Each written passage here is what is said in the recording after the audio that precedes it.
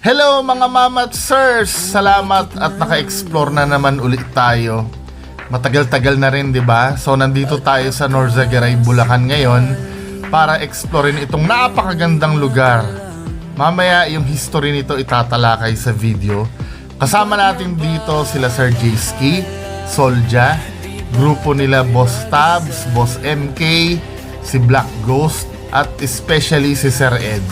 At kasama din natin si Sir Christopher na isa sa mga subscribers ko na nag-provide nitong drone shot. Let's go! Binaon naman na ang lahat. Hello, nandito kami ngayon sa somewhere sa Norzagaray yata ito. Itong pupuntahan namin ngayon. Andito sila ito location na to, sila yung responsible sa sila Black Ghost, Boss Tabs. Si Boss MK nandun sa loob mo. Mamaya sila Sir Ed susunod. Balita ko tinitira daw kayo ni Third Eye Tang ina yan, walang utang na loob na third eye na yan. Bakit? Hindi ano ba pinagmula ng nun?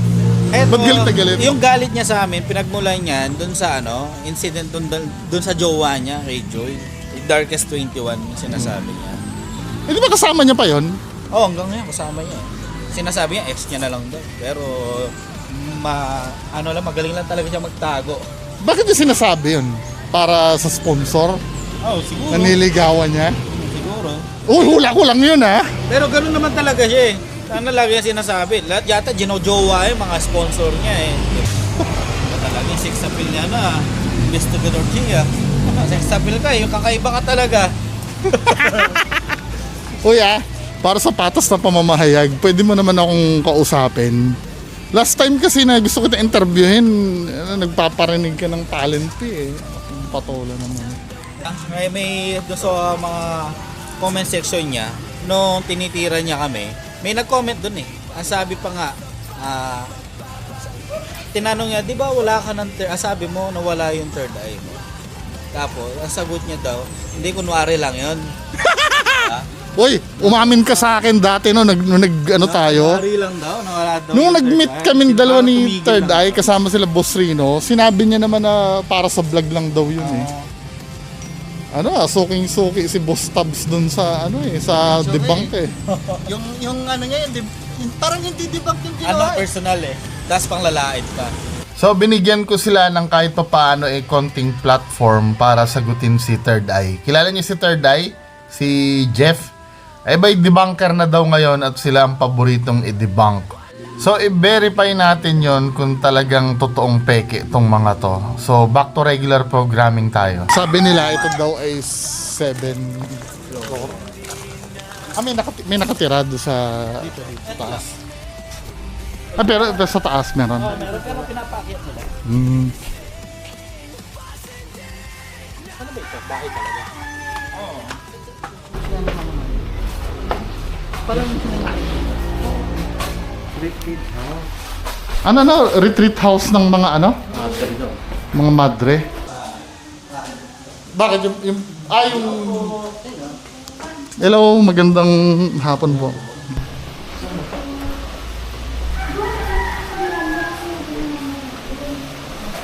So ito yan mukhang okay. Magkano? Ayun sinabi. Ganda nung At ito na nga yung tumambad sa aking sobrang gandang tanawin. Medyo unique ang pagkakagawa ng building Akala mo maliit lang siya pero pag tiningnan mo dito sa likod, ang lalim-lalim niya na marami siyang palapag. Kaya 7th floor. Nagtataka ako, ganun kaliit pero 7th floor ang abot. nakikita nyo ba yung bundok na yan? Pag-aari ko yan. Hindi sa amin. Pero nung last namin punta rito, kinagabihan daw may nalunod dyan. Diyan Patay. Malamang nalunod Barkada pa nung dito. Ang ginawa sir dito, dinaan yung bangka. Dito. Hindi, saan pababa niyan? Exciting yung Accessible dadaanan naman. niyo dyan. Street, ano siya, talagang... Excite kayo. Ay, Tapos ano, ang sabi daw, manggagamit daw kayo. ayun nga, wala kami alam na... Mali ka doon, Jeff. Kami ang gagamit sa kanila ngayon. Napakaganda na itong lugar na to. Talagang makikita mong pinagkagastusan siya. Kaya bagay na bagay talaga siya maging retreat house dahil talagang mararamdaman mo yung nature at magiging peaceful ang pag-iisip mo dito. Kaya lang ito ay nabalot ng kababalaghan.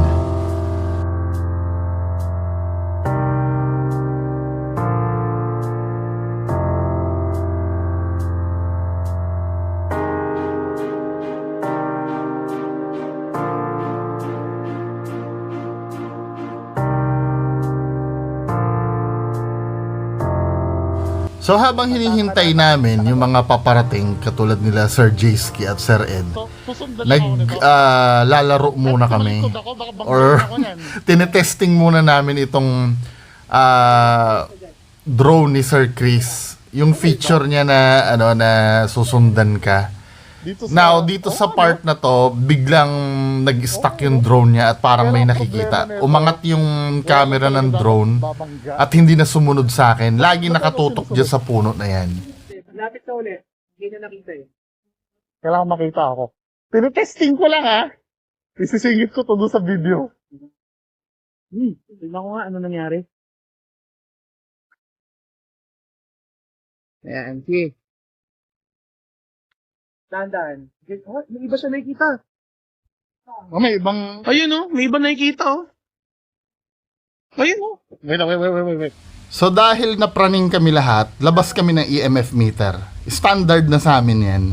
Na pag may ganyan na anomaly, checkin namin. Pero wala naman kami na-read sa EMF reader do sa spot na yon kung saan tinuturo ng camera. Now, ang gagawin ni Sir Christopher dyan, ire-reset niya yung drone niya. Nakalakon siya dun sa buhay. Baka meron lang pattern na nakikita. Ikaw dapat. So yan ano, yan, ire-reset niya uli. So ine-expect namin, gagana na siya ng ano normal. Pero wala eh, tumuturo pa rin doon sa taas. Anyway, dinidebunk namin yan, baka pattern lang nung bakod. Pero alam nyo, nung gabi, hindi ko lang na-videohan, hindi namin sinasabi kay Sir Ed, yung dowsing rod ni Sir Ed dyan din turo ng turo eh. Kaya nga nagtinginan kami nung time na yun eh. Pero kahit na ganon, hindi pa rin namin idideklarang paranormal. Now, nandyan ngayon ako sa labas para kausapin yung dinidebunk ni Third Eye, yung dalawang ghost hunter. Si Boss Tubbs tsaka si Black Ghost. Now, magkikwento sila sa akin na kung ano nakikita nila dyan. Hindi pa dumadating si Sir Ed noon time na yan at i-cross-match ko kung magtutugma yung kwento nilang dalawa. Wait lang, sa mga nanonood, inaalam ko muna yung nakikita nila. Tapos i-cross-check kay Sir Ed mamaya. Sige. Adi ganito yun. Unang punta namin dito, hindi pa namin kasama si Boss Tabs. Kami lang ni Boss MK, tsaka yung taga Bulacan. Pumunta kami Hiwalay dito. kami ng ano yun. Hiwalay kami ng pagpunta. Sila yung Hiwalay kami ng pupunta. Ang nangyari, dahil kami yung pinakaunang pumunta dito, andito pa lang ako. Ang sabi ko dun sa dalawa, kay Boss MK, meron tao dun sa taas, baka yun yung nagbabantay, lalaki, matanda, sabi ko. Eh, sakto yung caretaker na si tatay. Wala yan, asa Manila. Tapos, sabi ko, ayun yun sa taas, sabi ko, tawagan nyo. Tinuturo ko sa bintana. Saan ba dito sa bintana? Bintana yan. Sabi ko, ayun, tawagan nyo. Sabi ko, nakatayo. Sabi ko, yung matanda, ganun pa nga yung buhok. Nabigla lahat ng caretaker, dinescribe ko yung itsura. Sila yung nauna, tapos ilang buwan. Ang tagal na, no? Alam mo nang lumipas, siya naman. Ako naman yung pumunta. Dito rin kami nag-park. Sabi ko, ay matanda doon sa taas, sabi ko. Lalaki. Para pang nakaraking chair. Tapos tumayo ng ganyan. Tapos lumingon. Tapos di ko na pinansin kasi naglabasan na sila eh. Wala ako. Pero hindi kami nag-uusap niyan tungkol sa mga ganun. So according to them, nagmamatch yung dalawang nakita nila. Pero hindi natin pwedeng panghawakan yon kasi magkagrupo silang dalawa. Mamaya tingnan natin ang magiging result pagdating ni Sir Ed. Kaya sinasabi ko, nandito po ako para mag-investigate. Hindi para mag-challenge ng kung ano-ano.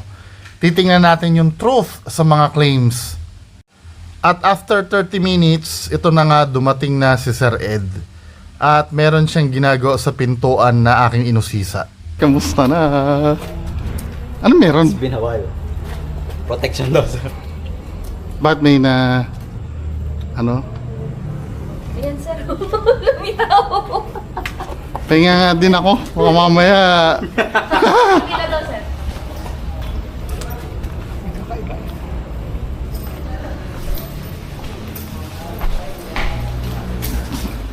Bale, ang chichikin muna namin yung dadaanan doon. Hello, sir. Sunod kayo.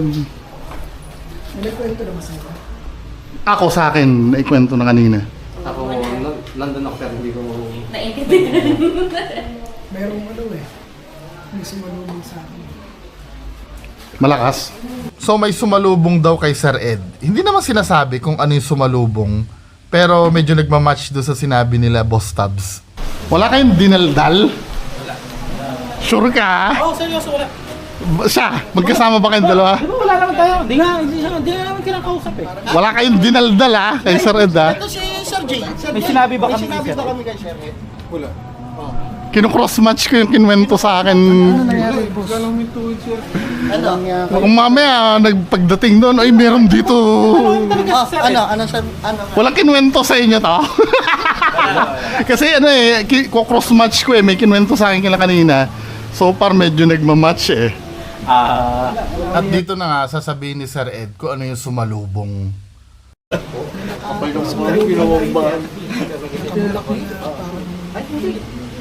Mga pare na malabo yung pare.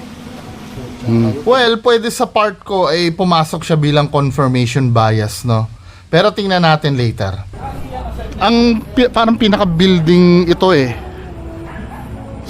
May dadaanan pa dyan sa baba kasi may daan dito sa baba. Dito. So yan dadaanan namin na yan ay ito. Yan, yung wasak-wasak na hagdan na yan. Mamaya medyo buwis buhay ang aming pagdadaanan kasi akala nyo madali pero mahirap kasi lalo na sa size ko. Malaki kasi akong tao nangangamba ako baka mamaya bumigay sa akin. Maano naman siya? Mukhang madulas din eh. Gusto mong viewers, yung parang mamamatay ka. Oo. Yan ang gusto ng ano. Di ba? Di ba yan ang gusto nyo? Yung mga buwis buhay na ganyan. Yan o. Yan. Yan ang gusto namin. Tapos di man lang kayo mag Gcash. Tinan ko nga kung kakayanin ako. Kaya nga. Video ka namin. Uy, baka mamaya ako yung i-ghost hunt nyo Bababa daw siya. Hindi. Susubukan.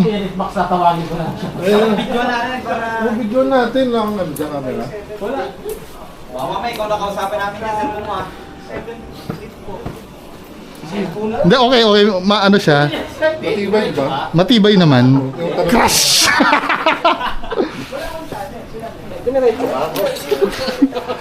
Hindi tinasting ko yan. Baka mali mo crunchy yung bandang gitna eh. Sa totoo lang, hindi naman siya mahirap bumaba. Kaya lang nangangamba ka, baka mahina na yung hagdan. So, yan yung ano nila, naisip nila. At least kahit pa paano, hindi kami... Sa mga caretaker na nandito, sobrang babait nila. Sobrang supportive. Kaya ito yung the best caretaker na encounter ko. Yan o. Hindi naman siya ang mangyayari, kada hakbang kukunin.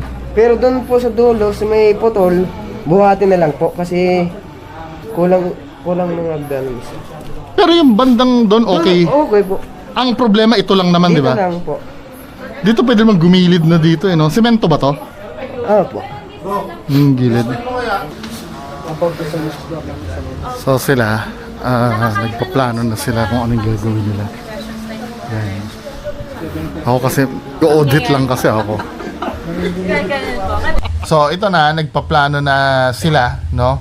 Ang mangyayari ganito, yung ating mga magigiting na explorer, ghost hunter, ay susunod mamaya. So mauuna muna kami nila Sir Ed. If-feel niya muna yung lugar doon kung saan yung may mga mataas na energy. Mag-iiwan siya ng mga marker doon. Halimbawa, dito sa lugar na to ay malupit yung nararamdaman niya, mag-iiwan siya ng marker doon.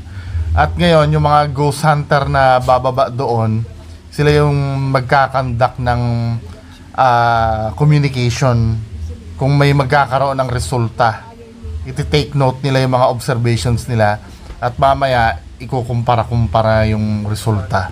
Hahanapin ko yung pinaka source, yung pinakamataas yung energy. Doon ako maglalagay ng mga kings. Yung lalagay yung mga kings. At ito merong ibibigay na information si Sir Ed regarding dun sa mga spirits na nandito na medyo nawindang ako ng konti. So pakinggan natin si Sir Ed. Unang source is yung lugar kung saan may nag-conjure. Depende sa kisa. Dito kasi, conjured spirit yung narito. Kumbaga tinawag siya. Tinawag to. Kasi nananatili. Sinamon, gano'n sinamon. Sinamon yan. May nag-ritual ba dito? Kasi hindi siya umaalis eh. Aalis lang kasi yan kung sino yung nagtawag sa kanya. Kailangan pabalikin mo. Para kang naglaro. May history ba na may nag-ritual dito dati? So meaning may nag-ritual dito dati, sir? Meron. May nag-conjure dito. That's why yung mga nandito. So sinabi ni Sir Ed, meron daw espiritu na kinunjure daw dito sa lugar na to na hindi naman tinapos.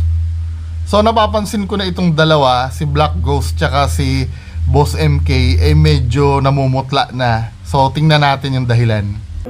Confess na ako. Meron tayong di tinapos dito. Sila yata yung nag ano sir Kaya nga po nung time na sabi namin may unfinished business kami dito. Binalikan namin pero nung time na yun nalakas na niya. Sinubukan ko siyang makommunicate. Sinubukan po talaga namin yung pero Saan yung ginawa? hindi dalawa, isa dito, isa sa baba. Tapos naramdaman nila tatay din nung time na yun dito, gumalaw tong Tapos dito, parang Hindi nyo kinuwento kay Sir Ed kanina yan. Hindi nyo kinuwento kanina. Sinurprise kita. sabi nga namin, parang katulad sa'yo, di kami nagsasabi. Nagulat kami kay Sir Ed. Kaya nga nagtingin kami dalawa eh. So itong dalawang panig sa panig ni Sir Ed at panig nitong dalawa, minake sure ko talaga na hindi ito nag-uusap At kung mag-uusap man ito, kasama ako doon. Never nila na pag-usapan yung tungkol dun sa spirito na yon. Ang napansin lang nila boss May vlog kayo nun?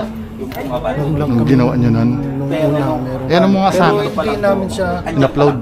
Hindi namin in-upload yung sinasabi na conjure. Hindi naman kasi namin sadya talaga yung time na yun. Well, doon sa part na yun, para sa akin, as a skeptic, medyo compelling yun na nag-match yung sinabi ni Sir Ed dito sa inamin netong dalawa. Pero kayo pa rin, wala pa rin ako idideklarang paranormal kasi naniniwala naman ako pwedeng coincidence na naisabi ni Sir Ed yun na biglang umamin itong dalawa, 'di ba? Lahat naman open for scrutinization. Kaya walang problema kung ano yung explanation na pwede nyong i-offer sa akin dyan sa baba, sa comment section. Sa kabilang banda naman, ito, pakinggan muna natin ang kwento ni Tatay, yung caretaker sa lugar na to. Ano pong tawag sa lugar na to? Dati, ang kwento, Santo Niño Retreat House. Ako po si Emiliano Estacio Basco. Kung tawagin ako rito, Tatang Emil, dito sa Barangay Santa Cruz.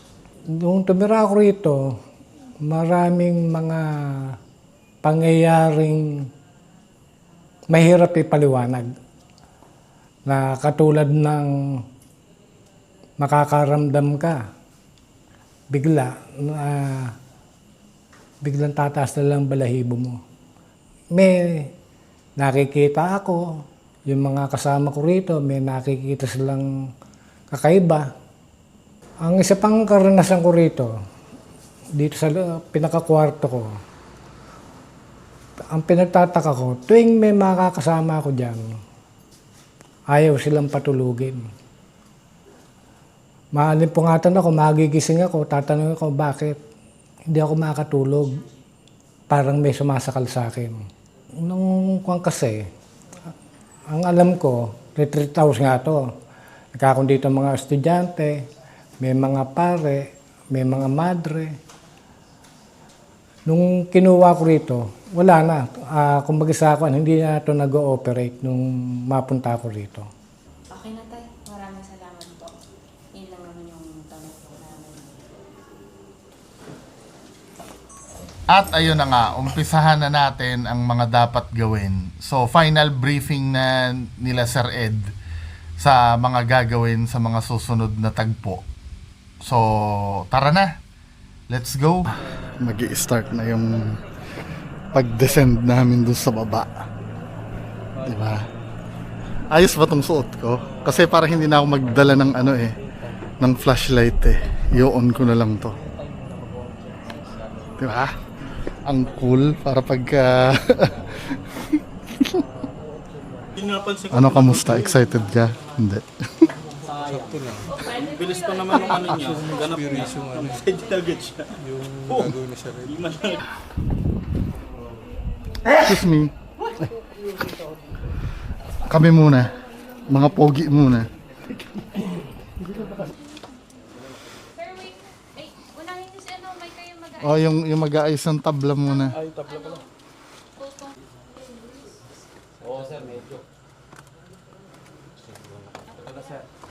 So, ayun na nga, nag-umpisa nang bumaba ang mga bayani. Nauna na si Sir Ed, sunod yung mga crew niya, then ako kasama na rin ako para mag-observe kung ano yung gagawin dun sa baba.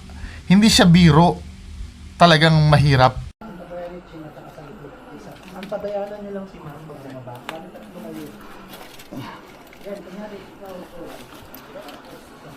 Hindi lang.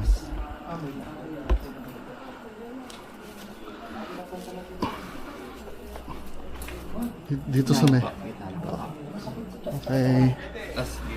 Paki ano na lang to kuya doon sa baba. Kahit ano lang.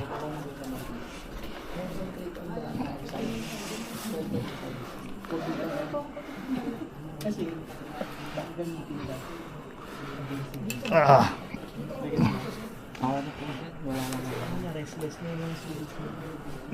Dito lang po. Dito lang. Okay, sige. Hawakan ko na lang to para dito. Dito ka na kagad. Huwag dyan. Sige na. Sa gilid. Sa gilid. Okay. Dito na kagad. Dito. Okay. Dito na. Dito ka na kagad. Sige. Okay. Ah. Dapat milyones ang views ko dito ah.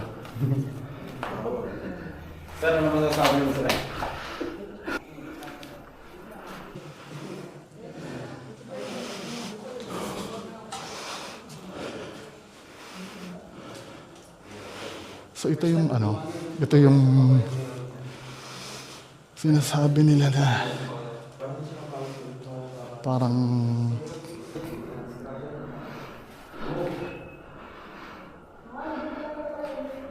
tuluyan ng ng tawag dito ng mga pare at madre daw. So ito yung unang palapag na madadaanan, natingnan na rin to. Creepy naman yung lugar pero hindi naman siya sobrang creepy. Okay lang, tama lang. Kaya magpapatuloy uli kami sa pagbaba sa susunod na palapag uli. Okay. So, diretso tayo, baba uli tayo. Itong part ng hagdan na to, medyo okay pa naman, buo pa naman siya. Kaya lang, ingat-ingat pa rin. Tinuturo pa rin ni Kuya kung saan dapat tumungtong kasi medyo mahina na rin eh. Punong-puno na siya ng kalawang. So yung iba magsasabi dyan, mag-alone challenge ka dyan. Hindi po ako pumunta dito para mag-alone challenge.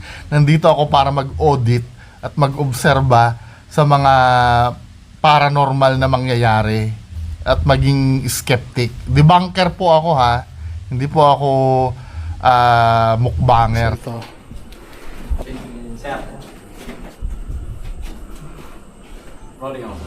So after nila mag-shoot, wala namang extraordinary nangyari. So bababa uli kami. Yung kabuuan nito no, sa channel ni Sir Ed, abangan nyo. Gusto ko na nga rin sanang bumalik, kaya lang malayo-layo na rin, di ba? Hindi ituloy na lang. Sobrang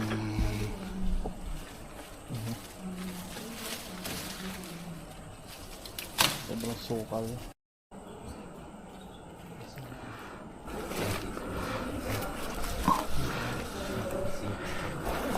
An pwede?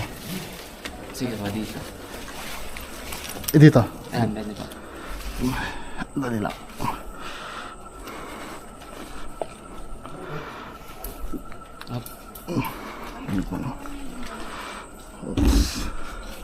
Sige po, kapit na sa pader. Ako mga sulat. Baka Sige po, kapit. Nawakan ka. wait lang. Dito na po kayo banda. Sige. Sige po. Dali lang ha. Kapit. Upo lang ako. Mas matibay dito. Puro gilid na lang.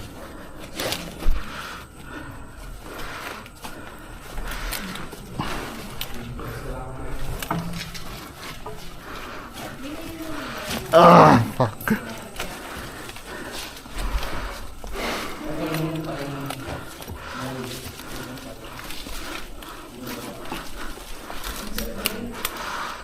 Ito bakal pa rin. Baka mag... Okay, thank you. So, ayan na si Master Ed Kaluwag. Gumagawa na siya ng ritual. Kasi dyan yung unang spot kung saan sila nag-conjure eh. Naglagay siya ng salt dyan. Tapos, yung mga, mga occult stuff. Kung ano man yung ginagawa ni Sir Ed dyan na hindi ko rin alam. Then, nagsindi siya ng kandila dyan sa kung anong purpose. Kasi parang pagkakaalam ko, yung salt na circle na ginawa niya, dyan parang yung safe spot ng mga ghost hunter na bababa dyan. Parang dyan sila, pag medyo alanganin sila, sa loob ng circle ng salt sila pupunta.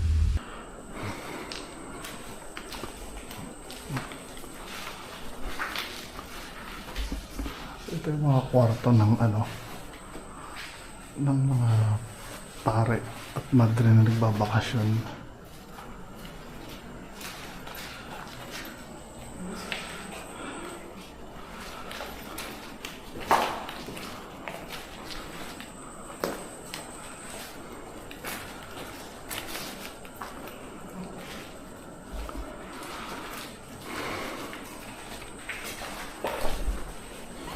Pag bumaba dito, may daan pa papunta sa swimming pool, wala na. Meron. Diyan na lang, diyan talaga daan kasi tinulad pa.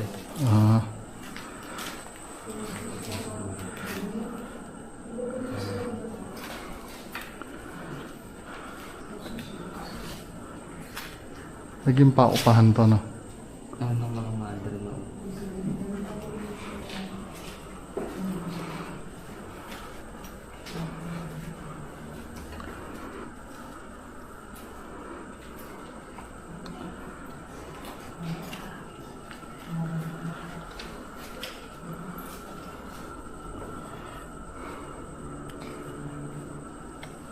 Tingin tayo sa paligid-ligid. Na-curious ako dun sa bandang dulo na yan. Tinry kong puntahan at pagdating dun sa dulo, nagkaroon ng response sa EMF reader kung digital. Ang problem, hindi pala nakikita ng camera yung EMF, pero naririnig yung tunog. Whoops, may makikita sa gilid. Uy! Shit! Dito, may reading dito, nagre-read.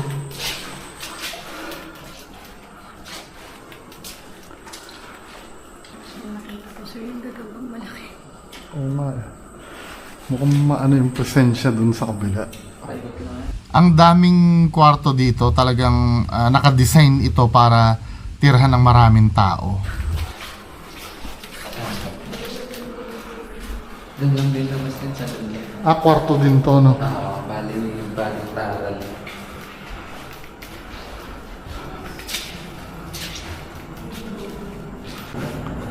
Malay. Dito sa part na ito, madalas dito sa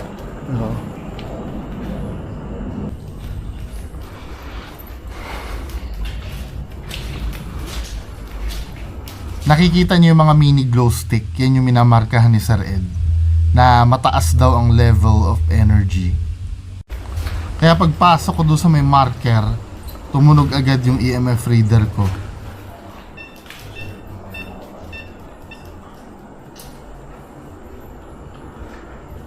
Sa may marker pumapalo.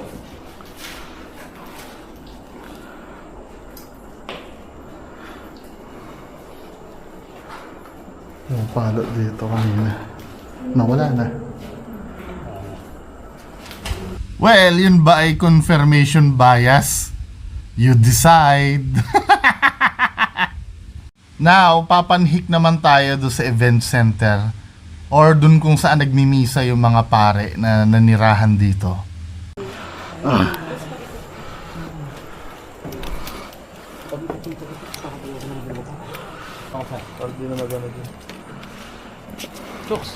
Wait lang.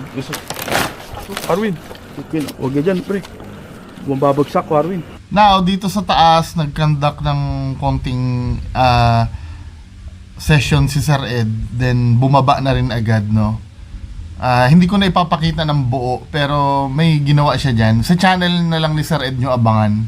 Pero para sa akin kasi, nung time na yon parang wala namang remarkable na nangyari. So, yung final location dito sa baba na pupuntahan namin, kung saan nandoon yung swimming pool. Ito yung basement kasi. Kaya lang hanggang silip na lang kami doon sa bintana. Kasi yung daan niyan wala na. Ang daan kasi niyan ay dito sa may second floor na spiral na bakal na hagdanan. Kaya lang wala na yung hagdanan. Kaya hindi na rin kami nag-risk.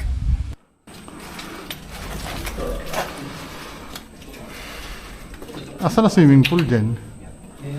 Yung kabuuan nito, no, yung point of view ni Sir Ed, dun yung mapanood ng buong buo abangan nyo sa channel niya. So, dahil yan, tapos na yung paglibot namin, aakyat na uli kami sa taas. So, balik sa taas.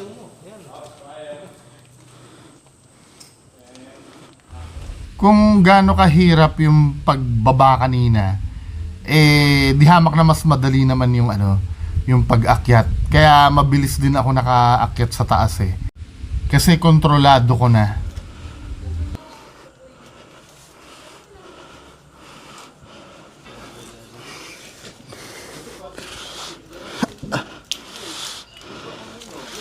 Yeah! Woo! Oh, grabe. Since tapos na kami, turn naman nila Boss MK, Black Ghost, Boss Tabs, at Sir J-Ski yung pagbaba. Yung mga kaganapan sa mga exploration nila Boss Tabs, nila Boss MK, Black Ghost, at si Sir J-Ski ay i-check nyo po doon sa channel nila. Doon po yun ipapublish. After nilang mag-explore sa baba at nakapanhik na sila dito sa taas, now, magi-start na yung spirit communication nila. Ang mga kasali lang doon yung mga bumaba. Ako kasi nasa likod ako ng camera. Nag-o-observe kasi ako. Taga-tingin ako ng kababalaghan. Sa inyo kay third eye. Establish ang laga. And anytime. So, ito po yung mga nag-explore pagkatapos kong ilagay yung mga palatandaan kung saan ako may mga na-sense na presence. So, i-confirm natin sa kanila kasi Again, ang isang exploration po ay makukonfirm mo kapag hindi lang isa yung magpapatunay. Siyempre, bantay sarado tayo, di ba? Para masaksihan natin ang personal. Yan ang gusto nyo, di ba? Pumunta ka doon para malaman mo. Hindi nandito ako. Pero, mas maganda kasi yung nasa position nyo eh. Kasi kayo, wala kayong mararamdaman na personal bias. Kaya kung feeling nyo, nagiging bias na ako, paki-comment na lang sa baba yung observations nyo. Ngayon, attempt natin na tawagin ulit sila. Okay?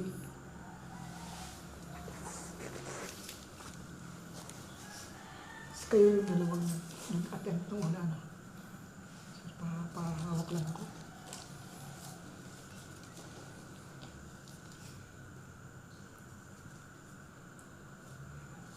So, I'll be counting from 10 backwards.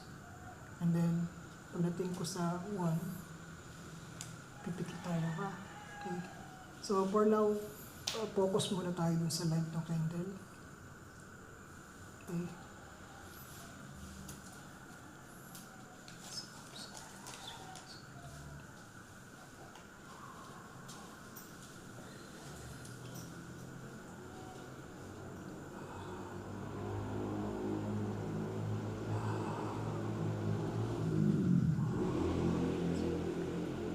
So sa hinahaba-haba ng session na to, hindi ko nakikitang pumipitik yung EMF reader.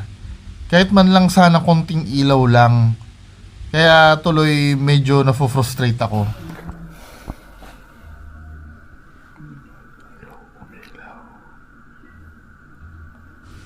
Kahit na hindi kami pinalad na umilaw yung EMF reader namin, sabay-sabay naman kami nagulantang sa susunod na nangyari. Meron kaming naamoy, sabay-sabay kami. May scent ng bulaklak. Oo po. May scent ng bulaklak. Meron po. Lumamig yung paligid. Parang ano, Meron. kaninang mainit, biglang lumamig. Parang may nag-spray ng blade. Glade na violet po. Bulaklak. Yung glade na parang lavender. Nabutan ako. Biglang bang yung bulaklak. Ako rin eh. Oo. Yung parang scent yung spray na bigla ng ano. Parang downy. Oo, yung parang lavender. May nasa ilong. Namoy ko rin. Pero naglagay ako kanina ng ano eh, parang white flower, pero iba yung naamoy ko. Hindi siya may white flower. Lavender siya, yung Bulaklak. dapat matapang yung white flower na inamoy ko kanina, pero Nagsi-self-debunk yung iba na may naglagay daw kasi ng white flower. Pero hindi eh. Ang white flower kasi minty ang amoy. Moving on. Sa haba-haba ng hinintay namin, sa wakas binigay na rin ang pinakagusto kong makita.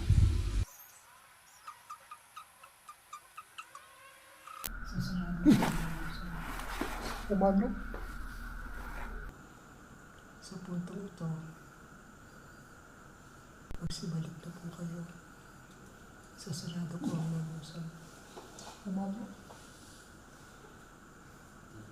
So habang nagko-concentrate si Sir Ed, nakita ko yung EMF reader na nag-flicker. Yun, maligaya na ako doon. No? I don't care kung sasabihin yung biased ako, pero fulfilled na ako doon. Capture niya. Anyayaan ko po kayo. Magsibalik na po kayo sa inyong pinagmula. Isasarado ko na ang lagusan sa lugar na ito. Kikita ko lang dito sa video. At ito yung nakakatawa. Nakita din ni Sir Jayski na pumalo. Pero hindi naman nag-register sa camera na pumalo yung EMF meter. Siguro sobrang bilis nung pag-flicker. Hindi na-capture ng camera.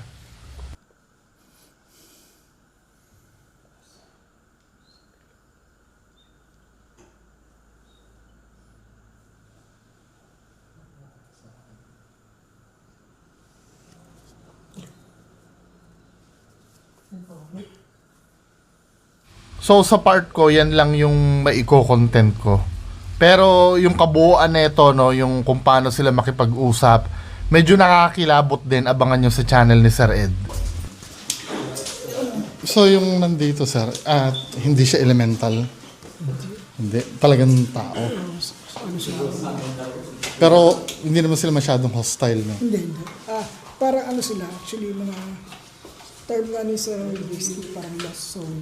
Parang nawalan sila ng ano. Siguro ito yung mga tao, mga namatay na hindi sila agad-agad nakawin o tumawid o hindi nila na-accept na wala na sila. Dito lang sila nag-ipon-ipon, ganun. Dahil nga nagkaroon ng incident na nag-attempt sila ng communication. So, dahil meron silang narinig na gano'n, na merong tao doon na kaya makipag-communicate. So, lahat sila nagdatingan. Ano sila, parang Actually, yun ang danger. pagkakataonan nila. Parang Yun kasi yung danger. So, parang, nag-swarm dito. Oo, doon tayo kasi Merong makatulog sa atin. Okay. So, kanya-kanya sila ng problema, kanya sila ng gustong masagot, humingi ng tulong. Ang problema, hindi sila na-address kasi nga, hindi naman yun yung intention ng dalawa. Okay? Kakausapin natin, Sir Jayski. Kamusta experience? Kakaiba yung experience dito. Kasama natin si Sir Ed ngayon. Isipin mo yung mga spot na binigay niya doon sa baba na pinunta namin. Talagang meron talagang May some energy. kind of confirmation pati, ano? May energy talaga siya. Hindi ko rin in-expect yung kanina. Akala ko hanapin lang namin yung glow stick eh. Yung tinry ko yung isa sa mga devices namin, talagang meron talaga. Kakaiba si Sir Ed. Pati yung amoy nung no? Oo, yung kanina, no? Ito parang pabalik-balik sa atin. Oo nga eh. Sige, salamat, sir. Kayo, kamusta experience? Experience, solid, kakaiba. First time kong makapag-experience ng ganun. Tapos nung tinawag niya, talagang ramdam na ramdam mong may mga presensya sa tabi mo eh. Shoutout mo naman si Third. Tsaka yung shoutout sa'yo Third Eye yan, peace man. Ikaw, sir, kamusta? Siyempre, nakapag-observe ka naman, di ba? Ano nga pakilala ka nga? Ako po si Kuya Ryan from Binyan. Isa po sa mga subscriber ni Sir Bunga. Skeptic din po. Kamusta naman ang nangyari? Ako masasabi ko, when it comes to legitimacy, legit, okay? Legit po talaga. Wala naman ako nakitang mali, wala rin ako nakitang i-debunk.